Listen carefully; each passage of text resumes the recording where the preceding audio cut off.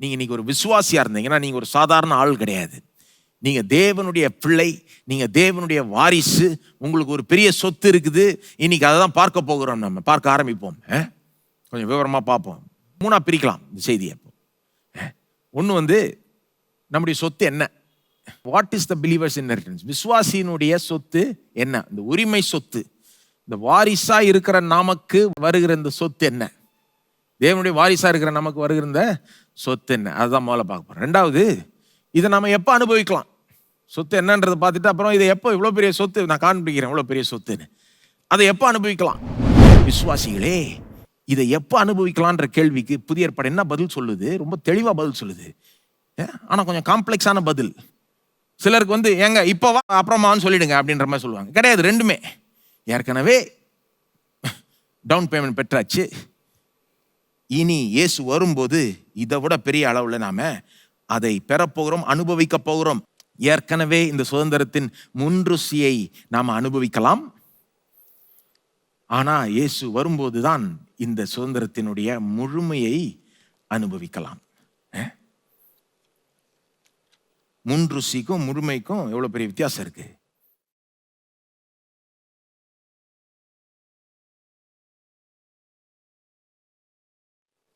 பாருங்க, இதுல தப்பா புரிஞ்சுக்கிட்டு தப்பா வாழ்க்கையை அப்ரோச் பண்ணக்கூடாது. இதுல பாத்தீங்கன்னா 2 தவறான எக்ஸ்ட்ரீம் இருக்கு. ஒரு எக்ஸ்ட்ரீம் என்னன்னா, கிறிஸ்தவர்கள் சில நேரம் எப்படி யோசிப்பாங்க, சில கிறிஸ்தவர்கள் இந்த சுதந்திரமே எல்லாமே அப்புறம்தான், இப்போ ஒண்ணுமே கிடையாது, பரலோகம் போனாதான் எல்லாத்தையும் அனுபவிக்கலான்ற மாதிரி ஒரு கூட்டம் யோசிக்கும். பாருங்க, அவங்களை பொறுத்த வரைக்கும் இப்போதைக்கு ஒண்ணுமே கிடையாது. ஆமா, உலகமே சொந்தம், ராஜ்யமே சொந்தம், எல்லாமே சொந்தம், கடவுளே சொந்தம், எல்லாமே சொந்தம். ஆனா இப்போ ஒண்ணும் கிடையாது, காத்திருந்து அங்க அனுபவிக்கணும். அது ஒரு எக்ஸ்ட்ரீம். இன்னொரு எக்ஸ்ட்ரீம் என்னது? இந்த எக்ஸ்ட்ரீமை பார்த்துட்டு சிலர் என்ன பண்ணிட்டாங்க, இன்னொரு எக்ஸ்ட்ரீம் போயிட்டாங்க. அவங்க என்ன சொல்லிட்டாங்க, பரலோகமாவது ஏதாவது இப்பவே எல்லாத்தையும் அனுபவிக்கலாம், போ, எல்லாத்தையும் முழுமையா இப்பவே அனுபவிக்கலாம் அப்படின்ட்டாங்க. நல்லா கவனிங்க, எல்லாத்தையும் முழுமையா இப்பவே அனுபவிக்கலாம்னு சொல்றது எக்ஸ்ட்ரீம். ஏன்னா அப்படி சொல்றவங்க என்ன சொல்றாங்க, சொல்லாமலே பரலோகம் போறப்போ, அதாவது இயேசு வரப்போ இதை விட ரொம்ப ஒன்றும் பெருசா ஒன்றும் கிடையாது, இப்பவே நம்ம அனுபவிக்கலாம். கரெக்டா? அது தவறு. அது புதிய ஏற்பாட்டினுடைய போதனையே கிடையாது. அதுக்கு தான் நான் சொல்றேன், கரெக்டா புரிஞ்சுக்கணும். முன்ருசினா என்ன அர்த்தம்? ஏற்கனவே அனுபவிக்கலாம். ஆனா அந்த வார்த்தை முன்ருசின்ற வார்த்தையில அர்த்தமே என்ன வருது, இதை விட பெரிய பங்கு அப்புறம் தான் அனுபவிக்கலாம், இயேசு வரும்போது தான் அனுபவிக்கலாம். அதனால முன்ருசியை லேசா நினைச்சிடக்கூடாது. முன்ருசியே பெருசா அனுபவிக்கலாம். முன்ருசியே பெரிய விஷயங்க. முன்ருசின்னா என்னங்க? சாம்பிளர் மாதிரி, சாம்பிள், அதாவது வரப்போற காரியத்தினுடைய சாம்பிள் மாதிரி யோசித்துக்கோங்க. சாம்பிள் பெருசா, முழுமையான காரியம் பெருசா? முழுமையான காரியம் தான் பெருசு. ஆனா சாம்பிளே சில நேரம் ரொம்ப அருமையா இருக்கும். நீங்க இப்போ ஹோட்டல் போறீங்கன்னா அங்க விதவிதமா இருக்கும். அவன் வச்சிருப்பான் பாருங்க, தந்தூரி சிக்கன்னு, மட்டன் கபாபு, இன்னும் இல்லாத ஸ்டார்டர் வச்சிருப்பாங்க. நீங்கள் எல்லாம் பார்த்து அவனை கேட்குறீங்கன்னு வைங்க, அந்த வெயிட்டரை கேட்குறீங்க, ஏப்பா எதுப்பா நல்லா இருக்கும், இவ்வளோ போட்டு வச்சிருக்கியே, எதை சொல்கிறதுனே தெரில எனக்கு, எது நல்லா இருக்கும் சொல்லு. அப்போ அவன் என்ன பண்ணுவான், திடீர்னு சார் சாம்பிளர்னு ஒன்று இருக்குது சார், உங்களுக்கு எது சொல்லணும்னு தெரிலனா சாம்பிளர் சொல்லுங்கள், அதில் எல்லாத்துலேயும் ஒரு பீஸ் கொடுப்போம், எல்லாத்தையும் நீங்கள் டேஸ்ட் பண்ணி பார்க்கலான்னு. அதை சொன்னால், அந்த சாம்பிளர்ன்ற ஒரு காரியத்தை சொன்னால் அந்த தட்டு அவ்வளோ பெருசாக இருக்கும் பாருங்க. ஏன்னா 10 ஐட்டத்தில் ஒவ்வொன்றுத்தையும் ஒரு பீஸாக கொடுப்பான். ஒரு தந்தூரி சிக்கனு, ஒரு கிரில் ஃபிஷ்ஷு, ஒரு மட்டன் கபாபு, ஒரு அதுன்னு இவ்வளோ நிறைச்சி கொடுப்பான் பாருங்க. அந்த நம்ம என்ன யோசிப்போம், ஒரு சாம்பிள் தான் யோசிச்சிருப்போம். ஆனால் அது அவ்வளோ பெரிய தட்டாக இருக்கும், அதை சாப்பிட்டு நிரம்பிடும். ஆனாலும் சாம்பிள் நல்லா தான், சூப்பராக இருக்குது சில நேரம்.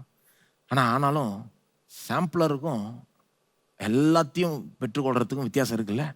சாம்பிள் சொல்லாமல் நீங்கள் இந்த 10ஐயும் தனித்தனியாக சொன்னீங்கன்னா எவ்வளோ பெருசாக வரும். தந்தூரி சிக்கன் ஒரு பிளேட்டு, மட்டன் கபாப் ஒரு பிளேட்டு, இது ஃபிஷ்ஷு ஒரு பிளேட்டு அப்படின்னு தனித்தனி பிளேட்டாக சொன்னீங்கன்னா எவ்வளோ வரும்? தட்டு மட்டும் இல்லைங்க, டேபிளே நிறைஞ்சிரும். சாம்பிளுக்கும் முழுமைக்கும் எவ்வளோ பெரிய வித்தியாசம் இருக்குது. முன்ருசிக்கும் முழுமைக்கும் அவ்வளோ வித்தியாசம் இருக்குது. ஆனால் அதனால் முன்ருசியை லேசாக நினச்சிடக்கூடாது. ஏன் அதை சொல்கிறேன்னா, இப்பவே இந்த வாழ்க்கையில், இந்த பூலோக வாழ்க்கையிலே நமக்கு கிடைக்க போகிற முழுமையான அந்த சுதந்திரத்தினுடைய முன்ருசியை நாம அனுபவிக்கலாம். உதாரணத்துக்கு, நமக்கு கிடைக்க போற முழுமையான சுதந்திரத்தில் ஒரு பங்கு என்னன்னா, வியாதியே இருக்காது. நம் மகிமையுள்ள சரீரத்தை பெற்றுக்கொள்வோம், சாவாமையை பெற்றுக்கொள்வோம். அது கிடைக்க போறது இப்ப கிடையாது. இயேசு வரும்போது நாம சரீரம் மறுரூபமாக்கப்படும், சாவாமையை பெற்றுக்கொள்வோம், அழியாத ஒரு சரீரத்தை பெற்றுக்கொள்வோம், மகிமையுள்ள சரீரத்தை பெற்றுக்கொள்வோம். அந்த சரீரத்தில் வியாதியெல்லாம் நுழையவே முடியாது. அது மட்டும் இல்ல, உலகத்திலே வியாதி இருக்காது. நம்முடைய சரீரம் மட்டும் இல்ல, உலகமே மறுரூபமாக்கப்படும். ஒரு புதிய வானம், புதிய பூமி, அந்த ஒரு இடத்துல நாம இந்த ஒரு சரீரத்தில் வாழுவோம். அந்த உலகத்திலே பார்த்தீங்கன்னா வியாதியே இருக்காது. இதுதான் சுதந்திரத்தினுடைய முழுமையின் ஒரு சிறிய பங்கு நான் சொல்றது. ஓகேயா? இதனுடைய முன்ருசியை இப்பவே நீங்க அனுபவிக்கலாம். அது என்னது? சரீர சுகம்.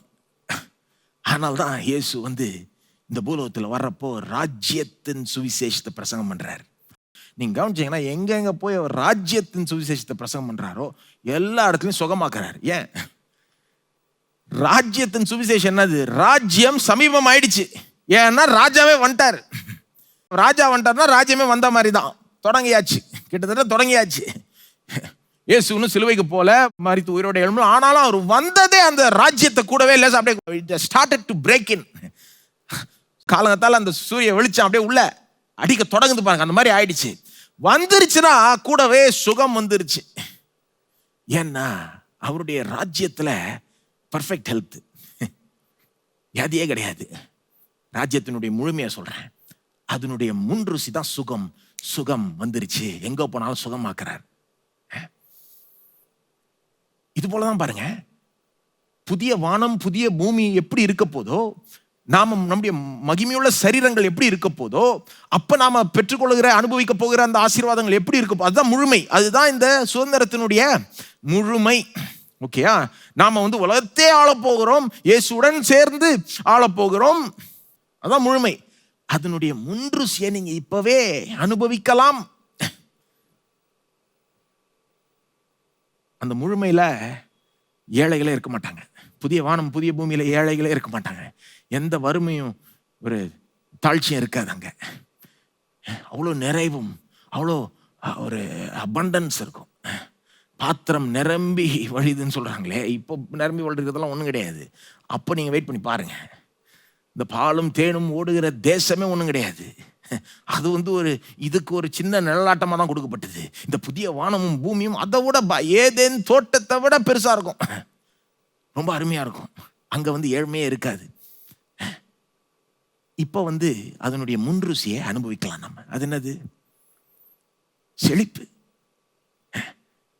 ஒரு நாள் வரப்போது உலகத்திலேயே ஏழ்மை இருக்காது. அது முழுமை. நாம இன்றைக்கு அதனுடைய முன்ருசி அனுபவிக்கலாம். அது என்னது? நம்முடைய வாழ்க்கையில செழிப்பை அனுபவிக்கலாம், உயர்வு அனுபவிக்கலாம். அப்ப பாருங்க, வித்தியாசத்தை புரிஞ்சுக்கணும். முழுமைக்கும் முன்ருசிக்கும் வித்தியாசத்தை புரிஞ்சுக்கணும், குழப்பிக்க கூடாது. சிலர் சாவாமை இப்பவே அனுபவிக்கலான்றாங்க. தவறு, அப்படி வேதம் போதிக்கல. அது முழுமையை போட்டு இதுல முன்ருசியோட குழப்பிக்க கூடாது. அதே நேரத்தில் இப்போ ஒண்ணுமே கிடையாது, சுகமே கிடையாது, எல்லாம் அப்படியே கடங்க அப்படின்னு சொல்ல முடியாது. நம்ம தவறு. சுகம்னா காத்துருங்க பரலோகத்தில்னு சொல்ல முடியாது. அதுவும் தவறு. பாருங்க, ரெண்டு எக்ஸ்ட்ரீமும் தவறுன்னு சொல்ல வருகிறேன். முன்ருசியை இப்பவே அனுபவிக்கலாம், இன்னும் கேட்டா அதிகமா அனுபவிக்கலாம். ஆனா என்ன அனுபவிச்சாலும் முழுமையோட சம்மந்தப்பட்டு கிட்ட வராது. ஒரு கதையை சொல்றேன் பாருங்க, ஒரு கதையை சொல்றேன், அதுலயே நீங்க புரிஞ்சுக்குவீங்கன்னு நினைக்கிறேன். ஒரு பெரிய ராஜாக்கு ஒரு பிள்ளை பிறந்ததுன்னு வச்சுக்கோங்க. அந்த பிள்ளை ஒரு 4-5 வயசு இருக்கிறப்ப அந்த பிள்ளைக்கு தான் யாருன்னே தெரிய மாட்டேங்குது. அதனால மற்ற பிள்ளைங்க மாதிரியே நடந்துக்குது. அந்த பிள்ளை அழுதுகிட்டு இது பண்ணிக்கிட்டு ஒரு விதமாக நடந்துக்குது. மற்ற எப்படி சராசரியாக ஒரு குழந்தை எப்படி நடந்துக்குமோ நடந்துக்குது. தான் யாருன்ற ஒரு உணர்வே இல்லை. தாங்க தாப்பன் யாரு, பெரிய ராஜாலாம் தெரியல. அந்த பிள்ளை வளர வளரதான் அதுக்கு கொஞ்சம் கொஞ்சமாக தெரிய ஆரம்பிக்குது. ஆஹா, எங்க அப்பா மற்றவங்க மாதிரி கிடையாது, இவர் ரொம்ப பெரிய ஆளு, நான் இவருடைய பிள்ளை, நான் தான் இவரை அப்பான்னு கூப்பிட்றேன், மற்றவங்கலாம் இவரை கும்பிட்டுக்கிறாங்க, பணிஞ்சுக்கிறாங்க இவருக்கு முன்னால. அப்பதான் தெரிய வருது, ஆஹா எங்கள் அப்பாவும் ரொம்ப ஸ்பெஷல், நானும் ஆகவே ரொம்ப ஸ்பெஷலாக இருக்கிறேன், இவருடைய பிள்ளையா இருக்கிறேன். போக போக தெரிய வருது அந்த பிள்ளைக்கு. கொஞ்சம் கொஞ்சமாக அதிகமாக அந்த உணர்வு வருது. நான் ராஜாவுடைய பிள்ளைன்ற அந்த உணர்வு வருது அதிகரிக்குது. அதிகரிக்க என்ன ஆகுது, அந்த பிள்ளை வேற மாதிரி நடந்துக்க ஆரம்பிக்குது. மற்ற பிள்ளைகள் மாதிரி இல்லாமல் கொஞ்சம் வேற மாதிரி நடத்தையே மாறிடுது, கொஞ்சம் உடைய மாறிடுது. ராஜாவுடைய பிள்ளைக்கு சொந்தமான உரிமைகளை சொந்த பாராட்ட ஆரம்பிக்குது. இது எனக்கு சொந்தம்னு சொல்ல ஆரம்பிக்குது. இதுக்கு முன்னால் மற்றவங்க போல கெஞ்சிட்டு இருந்தது, அழுதுட்டு இருந்தது, கம்ப்ளைண்ட். இப்போ ராஜாவுடைய பிள்ளைன்ற உணர்வு கொஞ்சம் வந்த பிறகு கொஞ்சம் இப்போ தைரியமாக வாய் தந்து, இது எனக்கு வேணும் கொடுங்க அப்படின்றது எல்லாம் கரெக்டாக கேட்குறாங்க. ஏன்னா ராஜாவுடைய பிள்ளையாச்சே. இந்த உரிமையை சொந்தம் பாராட்ட ஆரம்பிச்சிருது. போக போக அந்த ராஜாவுடைய அந்த பிள்ளைன்ற அந்த சலுகைகள்லாம் அனுபவிக்க ஆரம்பிக்குது அதிகமாய். வாலிபன் ஆகிறப்போ அதுக்கு ஒரு அருமையான நியூஸ் தெரிய வருது. அது என்னன்னா, ராஜா ஒரு டேட்டை வச்சிருக்கிறார், கூடி சீக்கிரம் ஒரு குறிப்பிட்ட நாள் வச்சிருக்கிறார். அந்த நாளில் இன்னும் கொஞ்சம் நாள் கழிச்சு அந்த பிள்ளைய இவரோடவே கூட இவர் பக்கத்தில் இன்னொரு சிங்காசனத்தை வைத்து இந்த பிள்ளையும் அந்த சிங்காசனத்தில் உட்கார வைத்து இவரோடயே சேர்ந்து ஆள வைக்க போறார் அப்படின்னு ஒரு நியூஸ் வருதுன்னு வைங்க. அந்த பிள்ளைக்கு சொல்லித்தராங்க. இப்போதான், எப்பா நீ யார் தெரியுமா, ராஜாவுடைய பிள்ளை. ஓகே தெரிஞ்சிருச்சு, இப்போவே நீ ஓரளவுக்கு இதை தெரிஞ்சுக்க ஆரம்பிச்சிட்ட. ஆனால் இது தெரியுமா உனக்கு, ஒரு நாள் வரப்போகுது கூடி சீக்கிரம், அன்றைக்கு உன்னை அவர் பக்கத்திலே ஒரு சிங்காசனத்தை வைத்து உன்னை அது மேலே உட்கார வச்சு அவரோட சேர்ந்து உன்னை ஆளும்படி செய்ய போறார். அதை கேட்டோன்னா இந்த பிள்ளைக்கு அப்படியே ஒரு பக்கம் ஒரு விதமான ஒரு தயக்கம், ஐயோ நானா, ஒரு பக்கம் ஒரு விதமான எக்ஸைட்மெண்ட், ஒரு என்ன சொல்லுவாங்க, ஒரு சந்தோஷம். நானும் ஒரு ராஜாவா இருக்க போறேன், ஆள போறேன், கூடவே ஆள போறேன் அப்படின்னு அன்னிலிருந்து அதை நோக்கியே வாழ ஆரம்பிக்கிறான். அதை எதிர்பார்த்தே வாழ ஆரம்பிக்கிறான். அதற்கென்றே தன்னை ஆயத்தம் படுத்திக்க ஆரம்பிக்கிறான். வாழ்க்கையை அதை நோக்கி தான் வாழ்றான். அப்புறம் அந்த நாள் வருதுன்னு வைங்க. அந்த நாள் வர்றப்போ அதுக்குள்ள அவன் டே வரான்.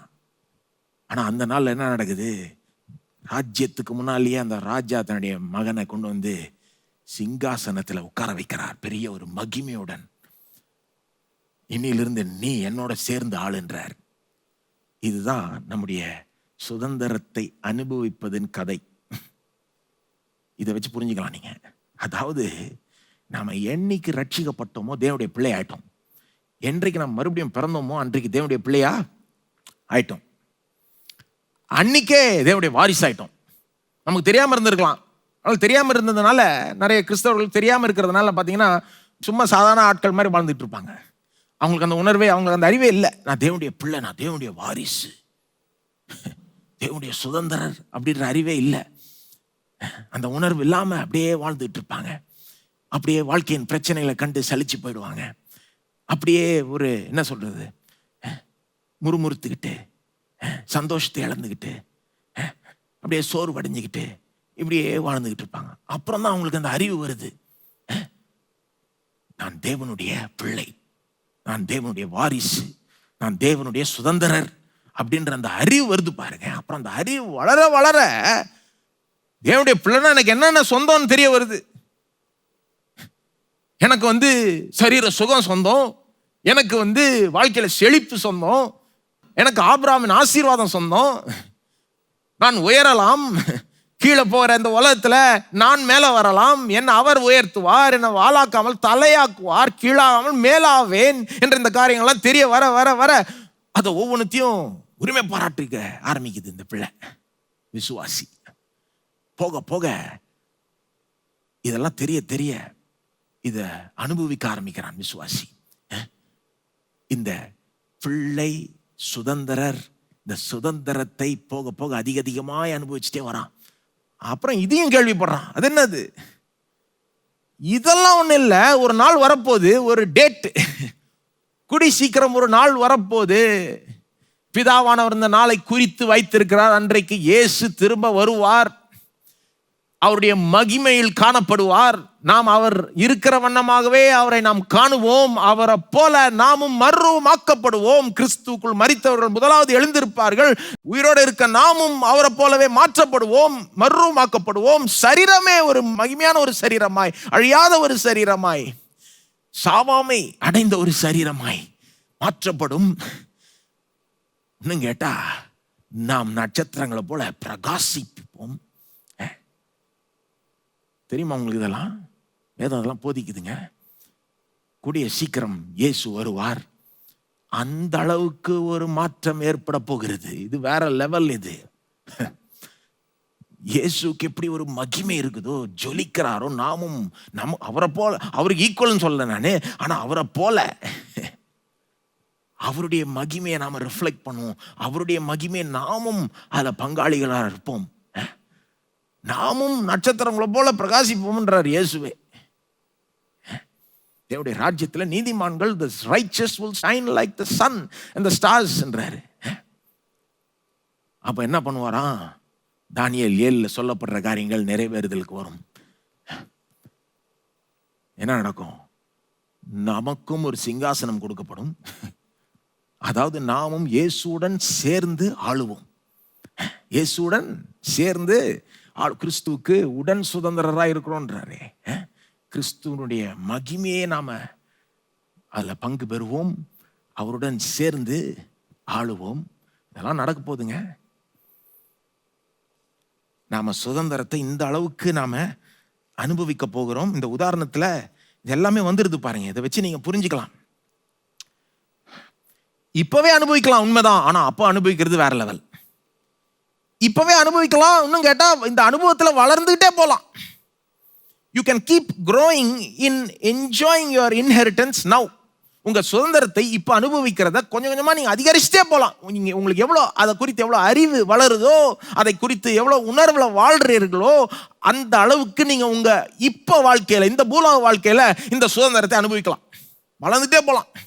சரீர சுகத்துல வளரலாம், செழிப்புல வளரலாம், ஒரு உயர்வு, தேவனுடைய நோக்கங்களை தெரிஞ்சுக்கிறது, அதன்படி வாழ்றது, அதை செய்யறது, தேவனுடைய திட்டங்களை அமுல்படுத்துகிறது, சமுதாயத்துக்கு ஒரு ஆசீர்வாதமா இருக்கிறது, எவ்வளவு காரியங்கள் இதெல்லாம் சுதந்திரத்தில் அடங்கி இருக்கு. இப்பவே அதிகரிச்சுட்டே போலாம், இன்னும் அதிகமா அனுபவிச்சுட்டே போலாம். ஆனா நீங்க எவ்வளவு வளர்ந்தீங்கனாலும், கேளுங்க, எவ்வளவு அனுபவிச்சீங்கனாலும், இந்த பூலோக வாழ்க்கையில எந்த அளவுக்கு டாப்புக்கு வந்தீங்கனாலும், அந்த குறிப்பிட்ட நாள்ல நடக்க போற காரியத்துக்கு சமமா இருக்காது. அது வேற லெவல். ஏன்னா அந்த நாள்ல நாம ஒரு மகிமை அடைவோம். அதாவது மகிமையா, உண்மையிலே மகிமை சொல்றேன் நான். பாருங்க, ரோமர் 8 என்ன நடக்கும் அந்த நாள்ல அப்படின்றத பவுல் வந்து இது சொல்லிட்டு உடனே சொல்றாரு. ரோமர் 8 அந்த 17 தான் சொல்றாரு, பிள்ளைகளானால் சுதந்திரருமாமே. அப்புறம் என்ன சொல்றாரு? கிறிஸ்துவுடன் உடன் சுதந்திரருமாமே, கிறிஸ்துவுடனே கூட நாம் மகிமைப்படும்படிக்கு, கவனிச்சீங்களா? கிறிஸ்துவுடனே கூட நாம் மகிமைப்படும்படிக்கு அவருடனே கூட பாடுபட்டால் அப்படி ஆகும். இந்த சுதந்திரத்தில், இந்த பிள்ளைன்ற விஷயத்துல இந்த பாடம் சில நேரம் வந்துடும். ஏன்னா அவருடைய சொந்த ஒரே பேரான குமாரனுக்கு வந்ததுல பாடு. அப்போ மற்ற பிள்ளைகளுக்கு வராதா? சில பாடுகள் சில நேரம் வரும். கிறிஸ்துவ நிமித்தமாக, சுவிசேஷ நிமித்தமாக பாடுகள் வரலாம். ஆனா பாடுகள் பிறகு மகிமையும் வரும். அவருடைய கூட பாடுபட்டால் அவருடைய மகிமையும், அவருடனே கூட நாம் மகிமைப்படுவோம் அப்படின்னு சொல்லிட்டு 18 ஆரம்பிச்சு இந்த மகிமையை பத்தி பேச ஆரம்பிக்கிறார். ஆதலால் இக்காலத்தின் பாடுகள் இனி நம்மிடத்தில் வெளிப்படும் மகிமைக்கு ஒப்பிடத்தக்கவைகள் அல்ல என்று எண்ணுகிறேன். நம்மிடத்தில், அந்த வார்த்தைகளை நீங்க தமிழ்ல அருமையா மொழிபெயர்ப்பட்டிருக்கு. நம்மிடத்தில் வெளிப்படும் மகிமைக்கு, நமக்கு, நம்மிடத்தில்னா என் மேல வெளிப்படும் மகிமைக்கு ஒப்பிடத்தக்கவைகள் அல்ல. என்ன சொல்றாரு? என்ன சொல்றாருன்னு பாத்தீங்கன்னா, இன்னும் சில வசனங்கள் கீழே வந்து வாசித்தீங்கன்னா தெரியும். பாருங்க, 23ஆம் வசனம் வாசிப்போம். 23.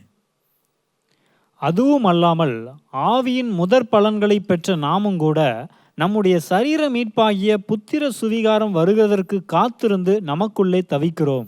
சரீர மீட்பை சொல்றாரு. ஆக்சுவலா அதை மனசுல வச்சிருக்காரு. இயேசு திரும்ப வரும்போது நாம் அவருடைய சரீரம் மாதிரி நாமளும் மறுரூபமாக்கப்படுவோம்ல. ஆவியின் முதல் பலன்களை ஏற்கனவே பெற்றிருக்கிறோம், ஏற்கனவே சுதந்திரம் பெற்றிருக்கிறோம். ஆனா ஏதோ ஒன்றுக்காக காத்திருக்கிறோம். அது என்னது? நம்முடைய சரீர மீட்பாகிய புத்திர சுவிகாரம் வருகிறதற்கு காத்திருந்து நமக்குள்ளே தவிக்கிறோம். அதாவது அதை நோக்கியே வாழ்ந்துகிட்டு இருக்கோன்றார். அது நடக்கும்போது நம்மிடத்தில் ஒரு மகிமை வெளிப்படும் பாருங்க. உண்மையிலே மகிமை, அது காணப்படத்தக்க மகிமை, ஜொலிக்கிற ஒரு மகிமை, பிரகாசிக்கிற ஒரு மகிமை. அது நம்மளை மட்டும் மகிமைப்படுத்தாது, நம்மிடத்தில் அந்த மகிமை வெளிப்படும் போது சிருஷ்டிப்பே மகிமைப்படும், மறுரூபமாக்கப்படும், புதிதாக்கப்படும். அந்த நடுவில் இருக்க வசனங்களை வாசித்தீங்கன்னா அதுதான் சொல்றாரு, சிருஷ்டிப்பே இதுக்கு காத்து தவித்து கொண்டு இருக்குது. அதாவது ஒரு பெரிய ஒரு காரியம் நடக்கும் போது இப்ப என்ன வளர்ந்தாலும் இதுக்கு எட்டி பார்க்கவே முடியாது. இது வேற லெவல். இது 1 கொரிந்தியர் 15 பாருங்க, 1 கொரிந்தியர் 15:50 பாருங்க. அதாவது நீங்க புரிஞ்சுக்கணும், நமக்கு வரப்போகிற சுதந்திரம் வந்து வேற லெவலுங்க. இப்பவே அதிகமா நீங்க அனுபவிக்கலாம், ஆனா வரப்போறது வேற லெவல். 1 கொரிந்தியர் 15:50 பாருங்க. சகோதரரே, நான் சொல்லுகிறது என்னவெனில், மாம்சமும் இரத்தமும் தேவனுடைய ராஜ்யத்தை சுதந்தரிக்க மாட்டாது. அழிவுள்ளது அழியாமையை சுதந்தரிப்பதும் இல்லை. அழிவுள்ளது அழியாமையை சுதந்தரிக்கிறதும் இல்லை. இதை சொல்லிட்டு தான் என்ன திரும்ப பேச போறாரு அடுத்தது? எப்படி இயேசு திரும்ப வரப்போ, அடுத்த வசனம்லாம் வாசிங்களேன். அப்படியே அது ஒரு 2-3 வசனம் வாசிங்க. இதோ ஒரு ரகசியத்தை உங்களுக்கு அறிவிக்கிறேன், நாம் எல்லாரும் நித்திரை அடைவதில்லை. ஆகிலும் கடைசி எக்காலம் தொனிக்கும் போது ஒரு நிமிஷத்திலே, ஒரு இமைப்பொழுதிலே நாம் எல்லாரும் மறுரூபமாக்கப்படுவோம். எக்காலம் தொனிக்கும், அப்பொழுது மரித்தோர் அழிவில்லாதவர்களாய் எழுந்திருப்பார்கள், நாமும் மறுரூபமாக்கப்படுவோம். என்ன சொல்ல வராருன்னு கவனிச்சிங்களா? 50ஆம் வசனத்துல, சகோதரரே நான் சொல்லுறது என்னன்னா, மாம்சமும் ரத்தமும் தேவனுடைய ராஜ்யத்தை சுதந்தரிக்க மாட்டாது. மாம்சமும் ரத்தம், நாம் இப்ப இருக்கிற நிலை என்ன? மாம்சம் ரத்தம் தேவனுடைய ராஜ்யத்தை சுதந்தரிக்க மாட்டாது. அழிவுள்ளது, அதாவது இந்த மாம்சமும் ரத்தமும் அழியாமையை சுதந்தரிப்பது இல்லை. நாம சுதந்தரிக்க போகிறது, வருங்கால சுதந்திரத்தை பத்தி பேசுறேன், அது சுதந்தரிக்க போகிறது, அது வந்து அழியாத ஒரு சுதந்திரம். பேதுரு சொன்னார்ல, அழியாத ஒரு, அந்த அழியாமையை இந்த சரீரம் சுதந்தரிக்க முடியாது. அதாவது தேவன் நமக்காக வைத்திருக்கிற மகத்தான காரியங்களை இந்த சரீரம் அனுபவிக்க முடியாது. அது அவ்வளவு மேலான லெவல்ல இருக்கு. அது அந்த அளவுக்கு வேற லெவல்ல இருக்கிறதுனால இந்த சரீரமே மாறினாதான் அதை அனுபவிக்க முடியும். நாம பூரணர்கள் ஆனால்தான் அந்த மேலான ஒரு சுதந்திரத்தை அனுபவிக்க முடியும். புரியுதா உங்களுக்கு என்ன சொல்றாருன்னு? இதை அனுபவிக்கணும்னா, ராஜ்யத்தின் சுதந்திரத்தை, அந்த வரப்போகிற அந்த சுதந்திரத்தை அனுபவிக்கணும்னா, இந்த அழியாமையை சுதந்திரிக்கணும்னா நாமளே மாற்றப்படணும்.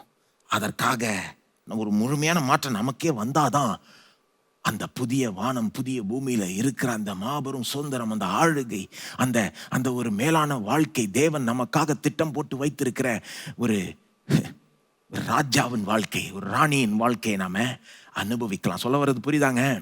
இந்த வாழ்க்கையில நீங்க தேவனுடைய சுதந்திரத்தை அனுபவிங்க. போக நல்லா அனுபவிக்கணும், அதிகமாக அனுபவிக்கணும். ஆனா ஒரு காரியம் மறந்துடக்கூடாது, இது எல்லாமே முன்ருசி தான். முன்ருசி தாங்க. நீங்க எவ்வளவு அனுபவிச்சாலும் முன்ருசி தான். அனுபவிக்க போறது வேற லெவல். ஏன்னா நீங்க மாற்றப்பட போகிறீர்கள், மறுரூபமாக்கப்பட போகிறீர்கள். அங்கிருந்து நீங்க அனுபவிக்க போறது வந்து வேற லெவல். இவ்வளோ பெரிய ஒரு காரியத்தை உங்களுக்கு ஆயத்தப்படுத்தி வச்சிருக்கிறார். இதை நோக்கி வாழ வேண்டுங்க. இதை நோக்கி, இதை மனசுல வைத்து கொண்டு, இந்த சொல்லுவாங்களே பழா போன வாழ்க்கைங்க அப்படின்னு, இது பழா போன வாழ்க்கையா இருந்தாலும் சொல்றேன், ஒருவேளை அப்படி இருந்தா கூட இந்த மகிமை உள்ள வாழ்க்கையை மனசுல வச்சு வாழும்போது, இது பாழா போனதா இருந்தாலும் இதையே மாத்தலாம். நீங்க இதையே வேற விதமா மாத்தலாம், இதை வேற விதமா அணுகலாம், இது மேல வெற்றி சேர்க்கலாம். புரியுதாங்க நான் சொல்றது? வாழ்க்கையை வந்து இப்ப நடக்கிறத வச்சு வாழக்கூடாது. இப்ப என்ன நடக்குது, என்னங்க இவ்வளோ இப்படி இருக்குது, நியூஸ் இப்படி இருக்கேங்க, போ இன்னும் மோசமாயிட்டே இருக்கும். இல்லைங்க, நம்முடைய வருங்காலம் என்னது? மகிமை. மகிமை, இந்த மகிமை அடைய போகிறோம். அந்த மகிமையான சுதந்திரத்தை அடைய போகிறோம். அந்த லெவல் அடைய போறோம். தேவன் நமக்காக மகத்தான காரியங்களை வைத்திருக்கிறார். கண் காணவும் இல்லை, காது கேட்கவும் இல்லை, எந்த மனதுக்கும் தோன்றினதும் இல்லை. இவ்வளோ பெரிய ஒரு காரியத்தை வைத்திருக்கிறார்ன்ற இந்த உணர்வுடன் இந்த வாழ்க்கையை வாழும்போது வேற விதமா நீங்க வாழுவீங்க. பாருங்க, இயேசு இது காண்பிக்கிற ஒரு சின்ன ஒரு வசனம், லூக் 12ஆம் அதிகாரம். இது எப்படி அப்ளை பண்றாருன்னு பாருங்க. இதுதான் இந்த செய்தியினுடைய 3ஆம் பகுதின்னு சொன்னேன். எப்படி இது அப்ளை பண்ண, இப்போ வாழ்க்கை எப்படி இதன் பேசிஸ்ல வாழ்றது? லூக் 12:29 பாருங்க. இயேசு இங்க இந்த பிரபலமான இந்த பகுதியை சொல்றாரு, எதை குறித்தும் கவலைப்படாதீங்கன்னு. ஆனா எப்படி சொல்றான்றதுக்காக நீங்க லூக் 12:29 முதல் வாசிப்போம்.